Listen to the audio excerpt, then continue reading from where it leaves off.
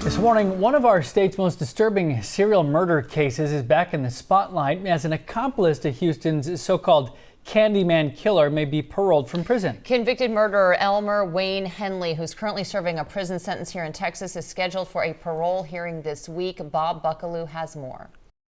It happened inside this house in Pasadena, near Houston, in the early 1970s.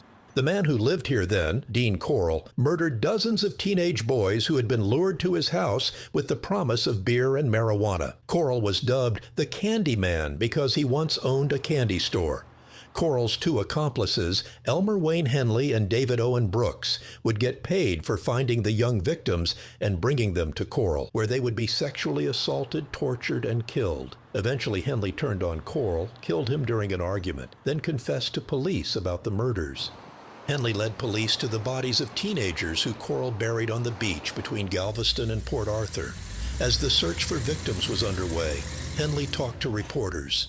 I never said there were 30 people. I said 24. The name's Junior, not Elmer Wayne Henley. Well, get your pictures.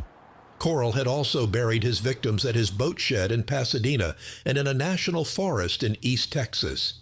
In all, at least 28 teenage boys and young men were killed between 1970 and 1973. Henley and Brooks were convicted of murder in 1974. Brooks died of COVID in prison. Henley is being considered for parole this week.